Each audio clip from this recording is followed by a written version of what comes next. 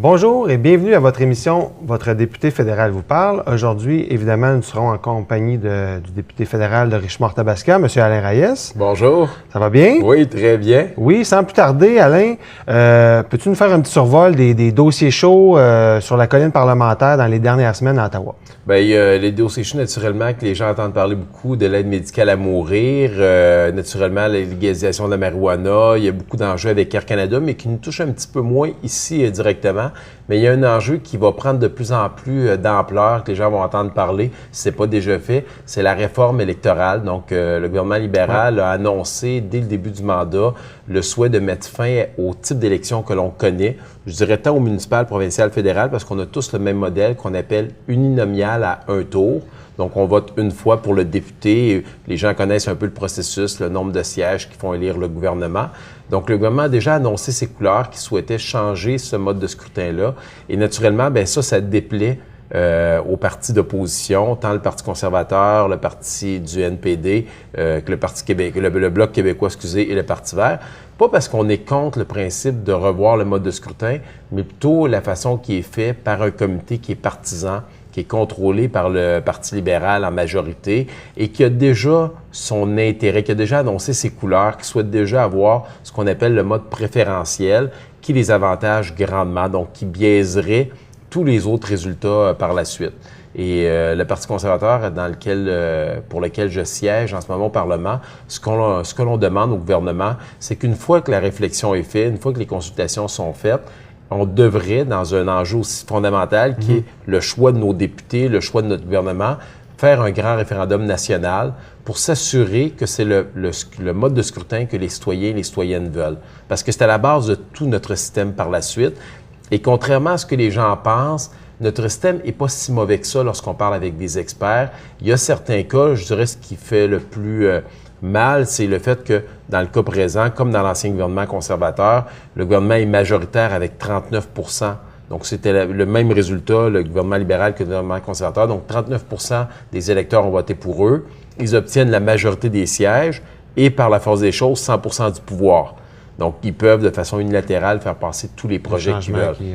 Donc, c'est cet élément-là qui choque beaucoup les gens, mais quand après ça, on compare avec les autres types de modèles qui sont plus connus, comme la proportionnelle, qui donne l'impression aux gens qu'on a plus de choix et que les gens sont mieux représentés, les partis politiques, en fonction du pourcentage, ont un nombre de sièges. Ça l'emmène d'autres inconvénients par la suite, du fait que là, on n'a plus de gouvernements qui sont stables. Donc, on retourne en élection plus rapidement. Donc, il y a d'autres inconvénients qui sont associés à ça directement. Donc, aujourd'hui, on est au premier balbutiement du projet. Puis, je suis très content parce que j'ai la chance d'y participer en Chambre très régulièrement. On attend de savoir un peu les comités, comment ils seront formés. Et j'espère pouvoir participer de façon plus intense à ces consultations-là qui vont être pan-canadiennes et qui, à la fin, finiront par un choix que l'on souhaite, choisi par la population, par référendum. Et là, les citoyens parleront et on respectera ce choix-là qui donnera l'orientation dans le futur.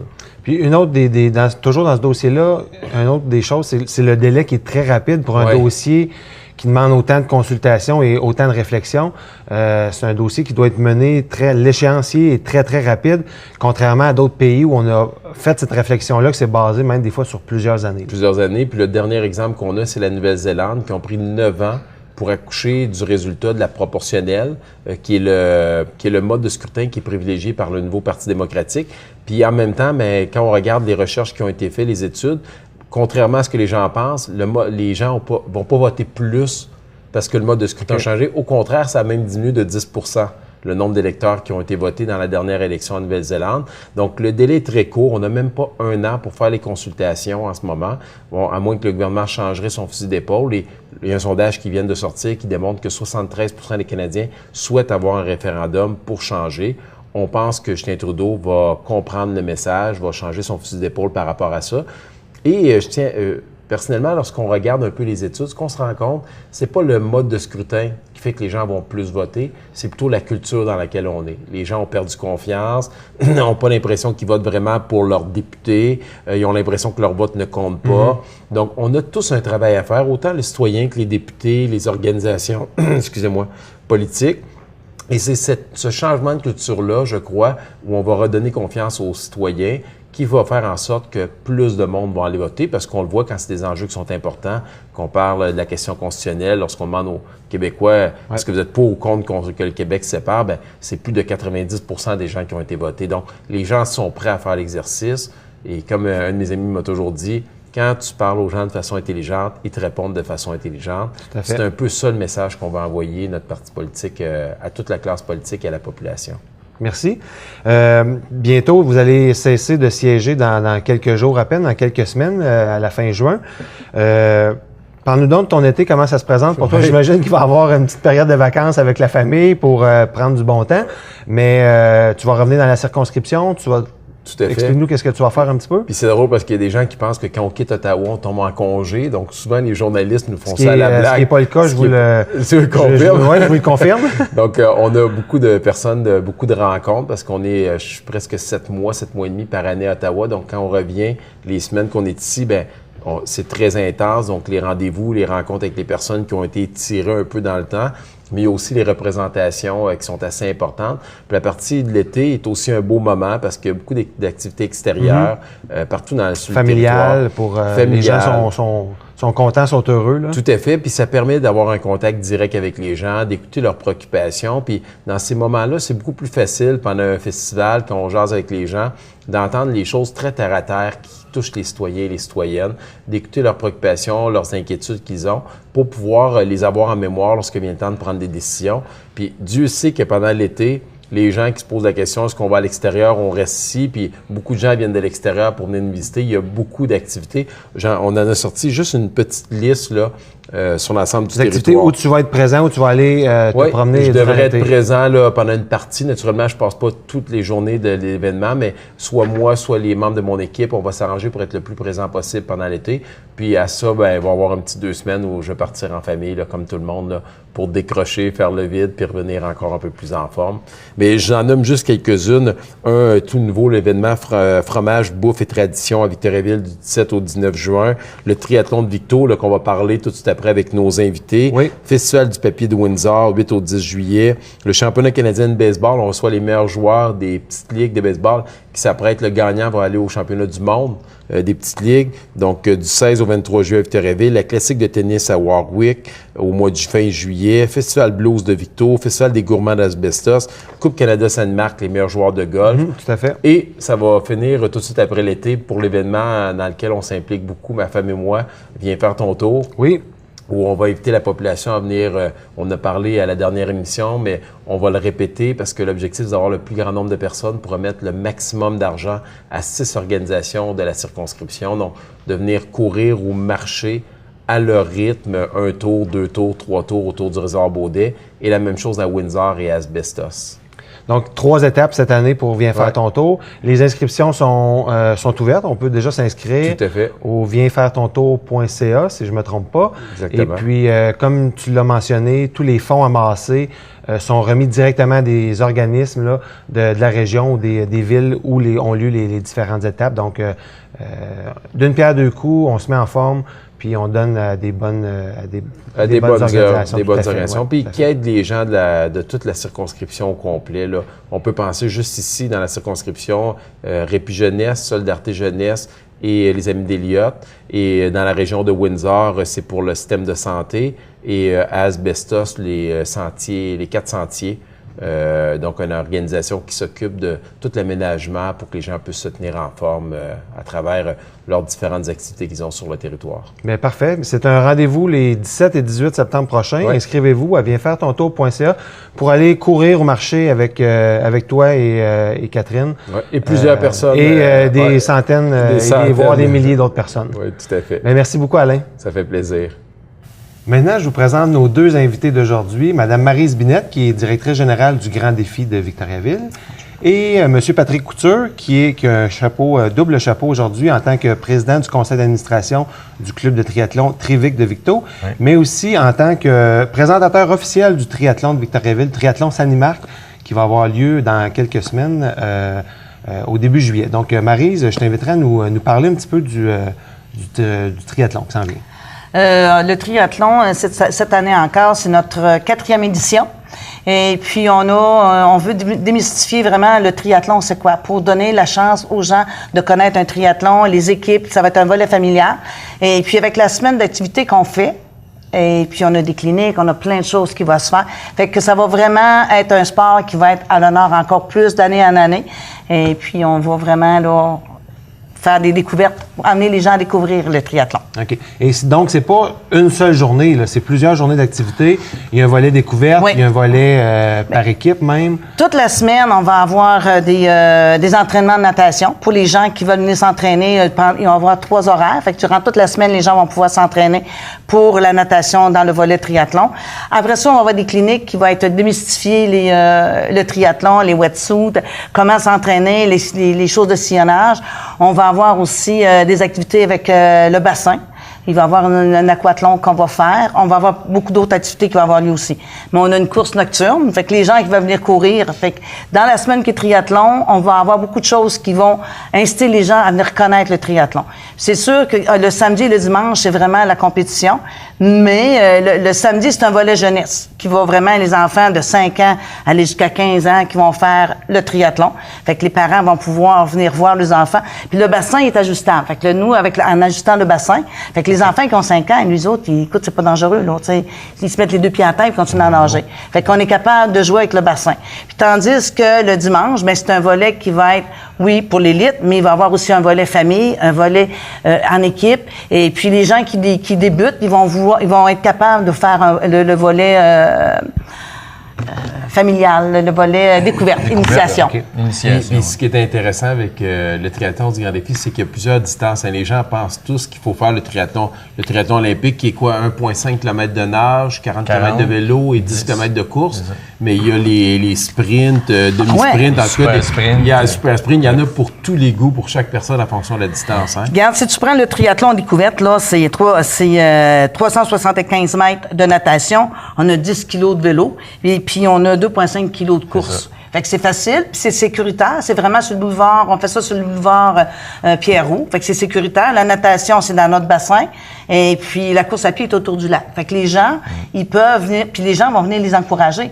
Et puis, c'est un beau début, parce que beaucoup de gens, quand ils vont commencer le triathlon, ils vont devenir mordus, comme les personnes ici présentes. C'est les mordus de triathlon. Parce que, tu sais, il faut que tu commences à quelque part. Fait que, en faisant la découverte, le triathlon découverte, ben les gens peuvent voir c'est quoi aussi, là. Donc, parce qu'on entend le triathlon de Victoriaville, malgré qu'il y a eu 3 éditions qui sont passées, c'est la 4e, le niveau est quand même assez relevé. On a vu des compétiteurs de haut niveau passer ici, mais c'est quand même ouvert à monsieur, madame, tout le monde pour débuter, pour justement ces 2 gars-là qui réussissent à partager leur passion puis la contagion de ça.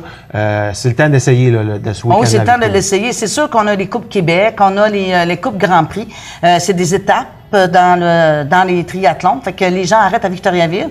Et puis, oui, tu as de l'élite, mais tu as monsieur, madame, tout le monde qui est capable de faire un triathlon, là. Tu sais, tu as un duathlon. Pour ceux qui veulent pas faire de natation, il y a un duathlon. Fait que les gens réussissent très bien, là, à trouver le créneau qu'ils peuvent avoir. Puis quand tu commences, ben au moins, tu dis, je vais commencer par ça. T'es pas obligé de faire un triathlon olympique, là. Tu sais, il y en a qui vont faire un sprint, puis c'est des courtes distances. Fait que les gens sont heureux de faire une courte distance.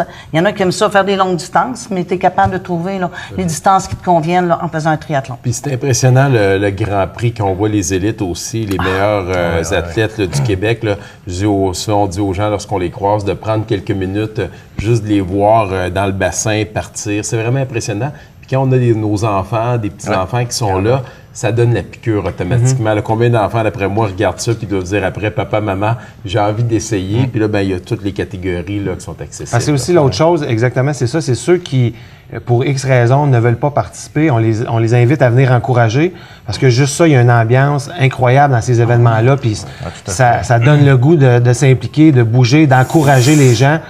Juste ça vaut la peine de se déplacer. Oui, parce que les parents, tu sais, quand tu vois ton enfant de 5 ans qui commence à faire un triathlon, c'est de toute beauté. Ils ont vraiment un parcours. Oui. Puis, tu sais, on fait un triathlon scolaire en collaboration avec le Club Trivic.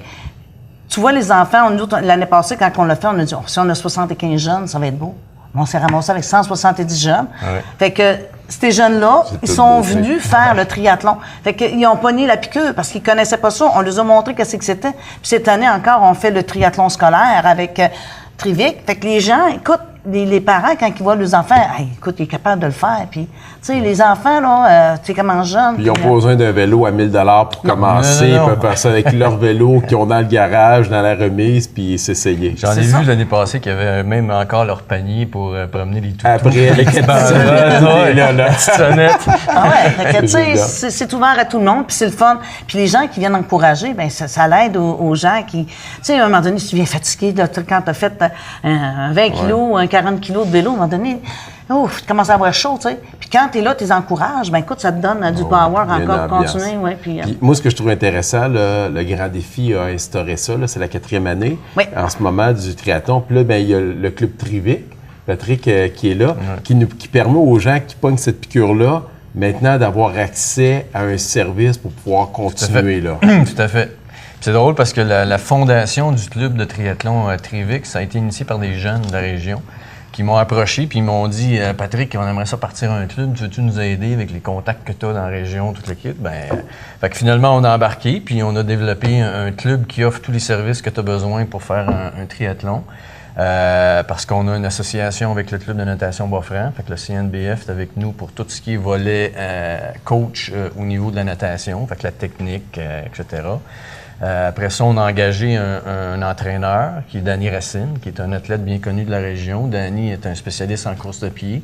Fait que Danny nous aide dans tout le volet de la course à pied. Puis pour ce qui est du vélo, ben là, c'est un accompagnement un peu naturel des gens qui sont meilleurs que nous autres, puis ils nous donnent des trucs au fur et à mesure qu'on avance. C'est vraiment génial qu'on rajoute au sport-études qui est instauré à l'École secondaire Le Boisé à ça. On se rend compte qu'il y a vraiment un engouement autour de ce sport-là là, qui permet d'allier 3 sports en même temps. Un petit peu moins dur, hein, on peut dire, sur le physique, là, de ne pas être obligé juste de courir pour les coureurs, mais de faire d'autres sports comme la natation, le vélo. C'est la beauté du sport, c'est ça, c'est un sport complet. Fait que ça pratique tous les membres du corps, puis ça pratique aussi beaucoup le cardio, beaucoup la musculation. Parce que si on est un coureur, souvent c'est comme ça qu'on commence, coureur ou cycliste. Puis la natation, c'est souvent un peu la bête noire de tout le monde. Fait que quand tu commences à développer la natation, tu te rends compte que tu n'es pas très, très développé du bout du corps. Fait que ça te permet d'avoir d'autres... Puis concrètement, comment ça fonctionne le club? Est-ce qu'il faut s'inscrire, faire des entraînements à l'année ou moi, je veux débuter, je peux vous lâcher un coup de fil, avoir un petit coaching de base pour me lancer là-dedans? On a un volet où tu as un abonnement annuel, où là, tu as un programme qui est basé sur un programme de 12 mois, où tu as un forfait aussi qui est 4 mois. Ça veut dire que pour des gens qui veulent s'initier, par exemple, pour l'essayer, il y a un forfait 4 mois, où là, tu as un accompagnement avec un programme que tu reçois pour chacune des semaines. L'accompagnement qui est donné de façon spécifique, c'est la natation. Parce que ça, c'est des heures qui sont fixes. Fait que ça, c'est le mardi, jeudi et dimanche matin, 6 heures. Fait que il y a le dimanche matin qui est à 7 heures. Et puis l'accompagnement course à pied, on a une association avec le club de course Citius. C'est dans les mêmes horaires que Citius. Quelqu'un qui veut s'initier, cet accompagnement-là est fait avec des horaires qui sont fixes dans le temps. Et il faut démystifier un peu le club de triathlon aussi, parce que c'est pas fait pour les élites uniquement, c'est fait aussi pour monsieur, madame, tout le monde. Fait que quelqu'un qui veut s'initier, puis c'est ça la beauté de Victoriaville d'avoir un triathlon aussi, qui est super bien organisé d'ailleurs. Mais ce triathlon-là permet justement à faire des périodes d'initiation à des gens qui ont le goût de l'essayer. Juste de mettre un wetsuit, c'est compliqué. Puis des fois, il y a des cliniques, comment on met le wetsuit. Mais c'est juste pour l'équipement, là, entre autres. Tantôt, Alain mentionnait, ça n'a pas besoin d'avoir le vélo là, hyper performant. On peut, avec un équipement de base, commencer ce sport-là, puis... Tout à fait. Oui, parce que quand tu veux faire l'initiation, si tu commences avec un vélo qui est bien dispendieux, t'aimes pas ça, t'es faite, là. Fait que t'es mieux de commencer... Tu sais, avec qu'est-ce que tu vas, tu commences à aller voir la natation, la course, puis après ça, le vélo. Puis après ça, graduellement, tu es capable de t'améliorer puis de changer. Bien, si tu veux changer ton vélo, tu le changes. À un moment donné, tu vas aller plus loin. Fait que tu veux faire des Ironman, tu vas faire plein de choses. Fait que tu vas... mais tu commences par la base. Fait que c'est pas un investissement qui va être énorme au début. Non. Tu pars avec qu'est-ce que tu vas. Puis après ça, tu vois comment tu es capable, si tu aimes ça, puis comment tu es capable de t'améliorer aussi. Là. Tu parlais du sport-études aussi. Là, ça fait 1 an qu'on existe au niveau du club et on a réussi à avoir l'accréditation de Triathlon Québec avec le club de triathlon. Et dans 1 an, on prendrait la responsabilité de la gestion du sport-études avec le club de Trivic. Ça veut dire que ça, cette association-là, on ne s'attendait pas nécessairement Non, à ça, nous autres. on a eu une surprise. Mais on a eu une surprise. Puis là, ça veut dire que l'organisation du club va prendre beaucoup plus de sérieux parce que là, on va gérer 20 à 22 athlètes de la région. Puis on va vouloir développer cette relève-là. Et un petit commentaire, je t'invite, les deux personnes qui sont ici avec nous, un, Patrick Couture, qui est cadre chez Sanimark, une entreprise, un fleuron, que personnellement, je trouve que trop peu de monde connaissent encore dans notre région parce que vous êtes partout au Canada. Ils sont très impliqués. Là, le présentateur officiel, je ne sais pas si c'est le bon titre du triathlon, mais ils sont aussi impliqués dans plusieurs organisations qui touchent beaucoup le milieu sportif aussi avec d'autres causes. Et le triathlon, qui est un des événements du Grand Défi de Victoriaville, l'organisation du Grand Défi, qui organise aussi le Bonjour Printemps, le Grand Défi, ils avaient un souper de crabe en plus, une superbe soirée pour aider la cause en même temps, mais pour passer aussi une belle soirée entre amis. Puis moi, je dis souvent, ces événements-là sont des bougies d'allumage pour un paquet de personnes. Moi-même, à titre personnel, la première, quand j'ai commencé à me remettre en forme il y a environ 5 ans, c'est sur l'invitation de René Lemieux, le président du Grand Défi, qui m'a lancé un défi de courir un premier 10 km contre lui. Et finalement, à force de m'entraîner avec un groupe d'amis, j'ai embarqué avec un petit groupe d'amis. Bon, on roule, puis tranquillement, on augmente les distances, puis ça fait du bien au corps. On mange mieux, on mange moins, on s'entraîne. Si on est un fumeur, naturellement, on lâche la cigarette. Tu peux pas fumer, tu peux pas fumer, faire tout ça en même temps. Impossible. C'est une belle façon de commencer. D'ailleurs, on a le triathlon qui s'en vient dans quelques semaines. Vous avez plusieurs événements, comme Alain l'a mentionné. J'aimerais ça qu'on fasse un petit retour sur le Bonjour Printemps. Comment ça s'est passé? Ça a été un beau succès cette année encore? Oui, malgré la température. Écoute, on a eu toutes les 4 saisons dans notre week-end. Ça a été super bien. Tu sais, le vendredi, les jeunes sont venus courir. Écoute, ils ont couru à la pluie puis il faisait froid. Et puis le samedi de la course, là, on a eu 5000 personnes pour la course à pied. C'est sûr que dimanche, je faisais pas beau pour le vélo, mais il y en a qui se sont présentés pareil. Je lui lève mon chapeau parce qu'en vélo, quand on est monté à Sainte-Élisabeth, on est revenu, il faisait -9. Oh là là. Fait que t'as vent, là, il faisait -9. Fait que les gens sont revenus gelés.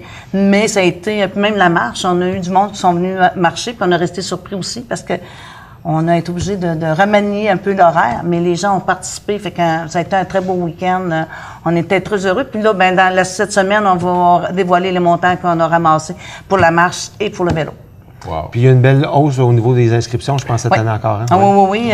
Dans la course à pied, on avait rajouté des nouveautés. Mais les nouveaux parcours, ils font aussi. Là, fait que les gens commencent de plus en plus à vouloir courir. Puis, nouveauté cette année, la course des princesses. La course des princesses, ça a marché. De retour l'année prochaine aussi? Oui, l'année prochaine, mais l'horaire va changer. On va la mettre plus tard parce que les enfants voulaient courir avec papa et maman, tu sais. Mais il y en a, tu sais, il y a un enfant de 5 ans qui ne peut pas courir un 5 km. C'est impossible, tu sais. Il faut faire attention aussi. Fait qu'on va changer l'horaire en fonction de nos princesses puis de nos princes. Des beaux problèmes dans une organisation. Oui. Non, on était très, très heureux, très contents du nombre de participants puis la réponse qu'on a eue des gens. Puis les gens étaient satisfaits des parcours. Fait que pour nous, c'est déjà beaucoup parce que c'était des nouveaux parcours. Cette année, on faisait le tour de la ville. On faisait connaître la ville aux gens. Fait que ça aussi, c'était nouveau, puis les gens ont adoré. Puis vous attirez de plus en plus de gens de l'extérieur aussi, je pense, hein? Des gens de Québec, Trois-Rivières, même de la région de Montréal qui viennent ici. Beaucoup plus. C'est l'activité pour lancer la saison de course. Oui, c'est ça. On débute la saison. Puis en plus, on a toujours un championnat provincial dans 10 kilos, dans 10 km. Fait que ça l'amène aussi des athlètes de haut niveau qui viennent connaître la ville, parce que des fois, c'est des gens que Victoriaville ne connaissent pas. Là, puis que nous, on rentre dans le parcours, dans le session, fait que ça l'amène des gens à Victoriaville. Puis on a des athlètes de haut niveau où tu as des athlètes qui commencent. Si tu regardais cette année le 500 mètres, le 1 km, là, écoute, avec le 500 mètres, là, papa et maman qui courent avec les enfants, là, il doit être 1000 personnes sur la piste d'après moi, ce sera pas long, il va falloir passer 2 départs. C'est ça, parce qu'il y avait beaucoup de gens. C'était trop dangereux. Parce que, tu sais, il y a des enfants qui tombent. Mais fait que là, on a dit, OK, l'année prochaine, on va retravailler ça, on va faire ça différemment. C'est de toute beauté voir ces petits bouts de chou là, qui partent, puis les parents. Puis quelques parents qui le font aussi à titre personnel, peut-être pas le 500 mètres, mais les 1 km, 2 km, on voit quelques personnes. Puis on sent là, dans la foule les gens qui les encouragent parce qu'ils se constatent là, que c'est un effort pour ces gens-là qui ont voulu se prendre en main puis qui ont besoin de commencer oui, puis même, tu sais, quand il y a des gens qui vont courir, qui commencent, ils vont faire le 2. Moi, j'ai des membres du conseil d'administration, ils vont courir avec la personne pour, tu sais, vraiment l'encourager pour finir son tour, tu sais. Fait que c'est déjà beaucoup, fait que Non, ça a été un très bel événement. Malgré la température... Ben, le dimanche. Le dimanche. Le samedi, il faisait beau, il faisait chaud. Ouais. Mais ça a été... mais les gens qui sont venus samedi, le dimanche, c'est-à-dire pour la randonnée de vélo, c'était des mordus de vélo. Là. Ouais. Écoute, je lève mon chapeau. Des vrais de vrais. Des vrais de vrais. Ouais. Fait que les autres, ils l'ont fait, puis ils ont dit merci beaucoup. Ils ont fait un 45 kilos. Il y en avait... Rien qu'un 45, ça se dit bien, ça, dans une discussion. Parce qu'ils voulaient pas faire... Tu sais, j'avais des gens qui font des encadrements, mettons les sentinelles de route ou les motos bois francs, tu sais. Les autres, ils disaient « Hey Marie, j'ai 105. » Fait que, tout, on s'est dit, bon, ben, qu'est-ce qu'on fait avec ça? Fait qu'on a dit, ben, on va couper ça à 1,45. Tout le monde est heureux. Puis tout le monde qui a fait l'événement, ben, ils se sont dit, ils étaient contents. Sage décision pour la sécurité aussi. Oui, c'était la sécurité des gens, oui. Puis parce que, tu sais, il y a des parents, tu prends la familiale qui vont venir avec des petits-enfants, là. Tu peux pas mettre ça sur la rue. C'est bien trop dangereux. Tu sais, ils mettent un impasse, ça se prend dans les roues de vélo. Écoute, c'est dangereux, là. On est une organisation responsable. On fait attention à ça. Bien, on vous souhaite de la belle température pour dans quelques jours, dans quelques semaines au triathlon. Oui. Merci beaucoup d'être venu nous parler du club de triathlon, mais aussi du grand défi avec les différentes activités. C'est un plaisir. Pour ceux qui veulent s'inscrire, il est toujours temps. Autant au club de triathlon que. Oui, les inscriptions sont ouvertes. Il y a seulement aller sur le site du Grand Défi. Parfait. On va inscrire le site au bas de l'écran avec le numéro de téléphone. Donc, puis ceux qui veulent pas participer en tant que sportif, qu'athlète, mais il y a toujours de la place pour ceux qui veulent encourager, puis c'est toujours le bienvenu pour... oui, puis moi, je veux juste dire un message aussi. On utilise beaucoup de routes pour le triathlon. Oui. Fait qu'on invite la population à être vigilant. Puis moi, je lui donne un gros merci parce qu'écoute, ils sont respectueux par rapport aux athlètes qui vont courir ou faire du vélo. Fait qu'un gros merci aussi à la population, puis de faire attention. Il va y avoir beaucoup de routes de détour pour l'événement parce que ça se passe au réservoir Baudet. Ouais. Le message est lancé. Et ben merci encore une fois. Plaisir. Sur ce, on vous souhaite un bon été. C'était la dernière émission avant la pause estivale.